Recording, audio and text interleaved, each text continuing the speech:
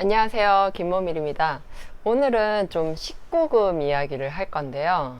저는 첫 아이를 출산하고 나서 정말 좀 충격적이었어요. 아이를 낳아도 꼭 아이와 자지 않고 최대한 부부끼리 같이 자는 거.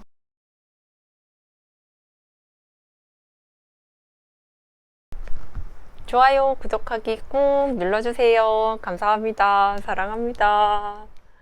유튜브를 시작했을 때 초반에 센 언니 김모밀 이렇게 했었어요. 근데 센 수다가 없는 거예요, 하나도. 그래서 언니 센 수다를 좀 해봐. 뭐 그런 게 좀 필요하지 않겠어? 수다가 너무 무난해. 뭐 이렇게 얘기를 하는 거예요. 그래서 그래, 알았어. 언젠가 할게. 19금 이야기를 꼭 해야겠어. 이렇게 생각을 했는데 미루다가 19금 이야기 사실 할 게 너무 많죠. 근데 어떻게 이야기를 잘 해야 되나, 어떤 주제로 해야 되나, 이제 그런 고민들이 좀 있었고요. 오늘의 19금 성생활 이야기는 출산한 후에 우리가 부부 생활을 어떻게 해야 되는지, 그에 대한 이야기 이제부터 해볼게요. 저는 첫 아이를 출산하고 나서 정말 좀 충격적이었어요. 왜 충격적이었냐면 무역 상태가 되는 거예요. 출산을 하고 났더니 너무 이제 너덜너덜해지는 거예요. 그러니까 산후조리를 못했다 이런 게 아니라 산후조리를 할 수가 없어요. 왜냐면 애가 계속 깨니까. 물론 밤에 뭐 남편이 좀 봐주기도 하고 저도 보고 이렇게 번갈아 가면서 했지만 첫 애고 경험이 없으니까 뼈만큼 애가 막 이러고 돌아 누워도 뭐지? 애가 어디 아픈가? 막 잘 살아있나? 막 너무 또 조용히 자면 걱정이 돼서 가고 이렇게 숨소리를 막 들어보고 이러는 거예요. 그래서 그런 거 있잖아요. 처음에 이제 애를 낳아서 이렇게 집에 데리고 왔는데 씻기질 못하겠는 거예요. 너무 겁이 나서 손이 막 이렇게 막 떨려. 근데 아무튼 잠을 저는 이렇게 누가 업어가도 모를 만큼 굉장히 깊게 자고 이렇게 옆에서 엄청 시끄러워도 잠을 엄청 잘 자는데, 그렇게 자던 사람이 출산을 하고 아이 때문에 한 2번, 3번씩 이렇게 막 깨고 너덜너덜해지니까 나중에 이제 수면 장애를 겪게 됐어요. 여러분 아시죠? 잠 못 자면 입맛이 일단 없고, 입맛이 없고 기운이 없고 이제 잠도 잘 못 자고 컨디션이 안 좋으니까 잠을 더 많이 못 자고. 이 수면 장애라는 게 컨디션이 좋아야 잠을 잘 자거든요. 우리가 잠자고 일어나면 회복될 거야 라고 생각하지만 잠을 자는데도 에너지가 필요해요. 그리고 자고 나면 우리 배고프잖아요. 자면서도 우리 몸은 계속 일을 하니까. 그러다 보니까 이제 부부 생활은 뭐 물 건너 간 거죠. 사실 저는 첫 아이 임신하고도 이제 부부 생활이 조심스러웠긴 했지만 저는 자연 출산을 했어요. 그래서 자연 출산 쪽에서는 그 아이를 나중에 이렇게 출산을 잘 하기 위해서 부부 생활을 이제 거의 막달에, 그러니까 마지막 한 39주, 40주에도 부부 생활을 하게끔 이렇게 권유를 해요. 그게 굉장히 좋대요. 예를 들면 이제 회원부 마사지를 안 해도 자동으로 마사지가 되는 네, 그런 이야기입니다. 좀 쑥스럽네요. 아무튼 제가 그리고 또 지금 다른 산모들의 자연 출산을 돕는 둘라 역할도 지금 하고 있기 때문에 사실 이런 이야기는 아무렇지도 않아요. 근데 들으시면서 좀 민망할까봐. 네. 근데 다시 성생활 이야기로 들어가서, 저희 부부는 아이를 출산하기 전에 둘이 했던 약속이 있었어요.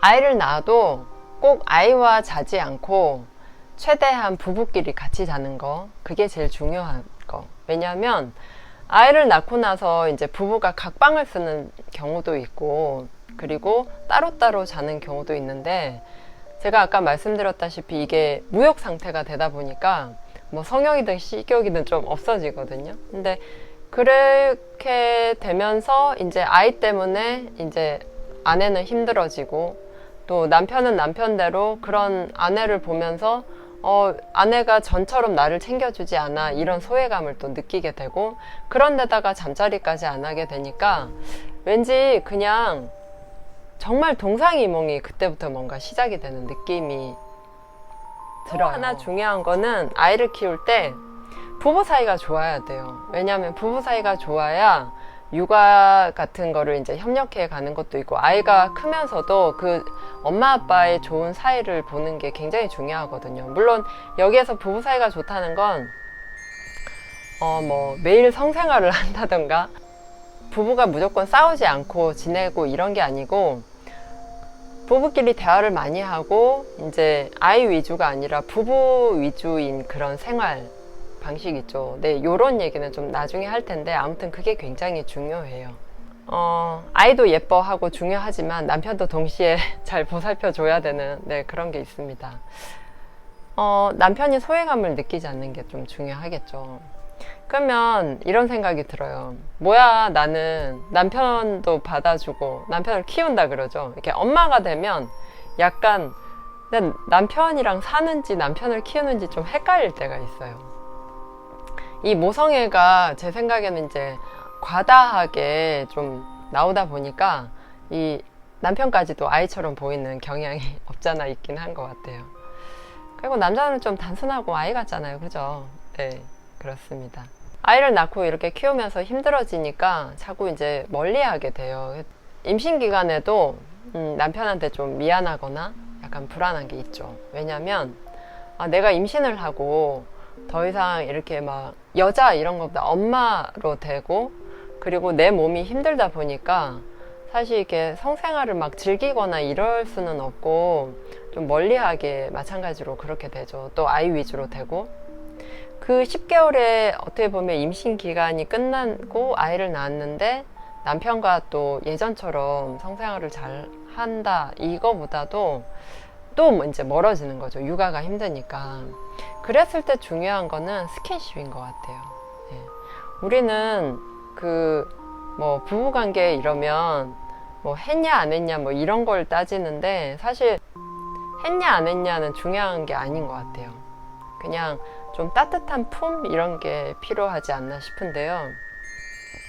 우리가 성생활을 하는 게 첫 번째 목적은 막 미친 듯이 막 뭐가 입덧하듯이 이렇게 음식이 땡겨서 이렇게 성생활 한다 이거보다도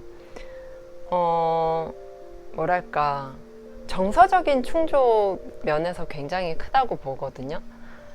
그러니까 몸이 먼저냐 뭐 마음이 먼저냐 이런 생각도 할 수 있는데, 사실은 이렇게 좀 외롭거나 이럴 때 확실히 이렇게 성생활이 도움이 되고 스킨십이 도움이 되는 건 맞거든요. 그러니까 육아를 하고 좀 외롭고, 그리고 이제 남편은 남편대로 이제 와이프가 임신 기간 동안 그렇게 또 조심하고 했기 때문에 이 둘 간의 어떤 긴밀한 그런 정서적인 또 친밀감이 다시 필요해요. 그래서 아이를 낳기 이전과 부부 생활이라는 게 아이를 낳고 난 이후가 굉장히 또 달라지니까, 아이를 낳고 나서도 이렇게 정서적인 친밀감을 계속 쌓는 어떤 게 필요한 것 같아요. 그래서 성생활을 막 의무적으로 할 필요는 없지만, 우리가 너무 이제 오해나 소외감이 들거나 좀 외롭거나 힘들거나 이럴 때 다독다독 해주는 게 필요하잖아요. 그래서 성생활을 막 이렇게 한다 이런 거보다도 스킨십을 좀 많이 하는 게 필요할 것 같아요. 그래서 저희는 어떻게 했냐면, 아침에 일어나면 인사할 때 뽀뽀해주고 안아주고 잘 잤어? 그리고 이제 나갈 때도 안녕 하면서 뽀뽀해주고, 또 들어오면 안아주고 뽀뽀해주고 이런 걸 하고, 남편한테 되게 고마운 건, 제가 이제 아이를 키우다가 되게 힘들면 아이한테 화를 내기도 하고 이러잖아요. 그러면 남편이 와서 이렇게 저를 이렇게 토닥토닥 해주는 거예요. 그러면서 아이 편을 들지 않고 제 편을 들어줬어요. 엄마가 얼마나 힘든데 너 이렇게 왜 이렇게 계속 징징대, 울면 안 돼, 뭐 이런 식으로 아이도 좀 타일러주고. 대단히 좋은 남편이죠. 네. 전생에 나라를 세운 것 같아요. 그래서 남편한테 그런 면에서는 항상 늘 고맙고요. 출산 후에 그 부부 생활 때 중요한 두 번째는 피임을 정말 열심히 잘 하셔야 돼요. 왜냐면 그게 의학적으로 근거가 있는지 모르겠지만 저는 엄마가 수도 없이 저한테 그런 얘기를 해줬어요. 그러니까 아이 낳고 나면 이 자궁이 깨끗해져서 정말 임신이 잘 돼. 무슨 소리인지 모르겠지만 아무튼 임신은 잘 되는 게 맞아요. 왜냐하면 주변에 봐도 연년생이 굉장히 많고 애 돌잔치 하는데 벌써 이렇게 배불러 있고 이런 경우도 많고 저도 그럴 뻔 했거든요. 그래서 PM을 정말 잘하는 게 중요해요. 왜냐하면 연년생 키우기 너무 힘들어요. 그리고 아직 몸이 다 회복되지 않은 상태에서 또 임신을 한다는 자체가 굉장히 여자로서는 좀 힘든 것 같아요. 출산을 하고 나서 한 6개월 정도 돼야 원래 자기 몸의 호르몬으로 돌아온대요. 그러니까 그런 부분까지 생각해서 피임 잘 하시고요. 그리고 출산 후에 어떻게 보면 이제 아내와 그리고 나 개인은 고사하고 아내 자리도 많이 이렇게 없어져요.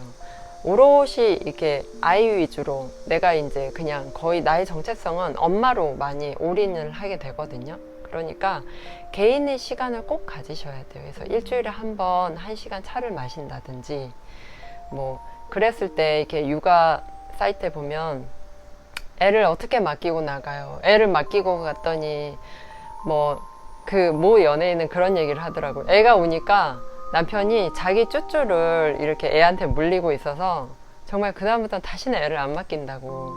근데 뭐 그럼 어때요? 애가 뭐 그럴 수도 있죠. 그죠? 네. 전 괜찮다고 생각을 해요. 그래서 1시간, 2시간 이렇게 정기적으로 계속 남편과 이제 합의를 하셔서 꼭 자기 시간을 가지셔야 돼요. 그래서 애가 수유 텀이 좀 늘어나면 밤에 뭐 영화라도 보고 오든지 아니면 뭐 차라도 마시고 오든지 친구를 잠깐 만난다든지 이런 것도 괜찮고요. 그리고 또 시부모님이나 친정 부모님 아니면 뭐 이렇게 돌보미 선생님이라도 불러서 한 2시간이나 3시간 정도 남편과의 또 데이트 이런 것도 꼭 추천해 드려요. 그래서 성생활이 전부가 아니다 하지만 정서적인 친밀감은 반드시 필요하기 때문에 부부 중심의 생활은 계속 이어져야 되고, 그리고 남편과 데이트, 그리고 스킨십, 그리고 피임 요 3가지를 주의하면서 성생활도 같이 하시면 되게 좋을 것 같아요.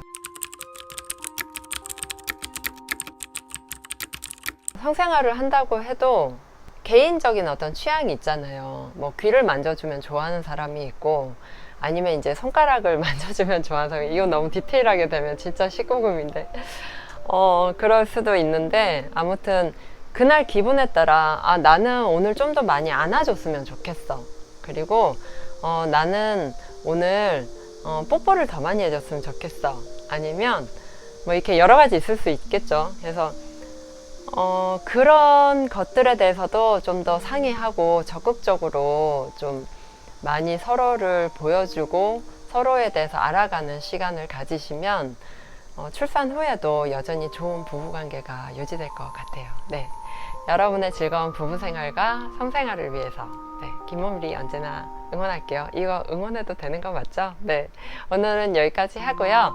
좋아요, 구독하기 꼭 눌러주시고 다음 시간에 또 만날게요. 안녕.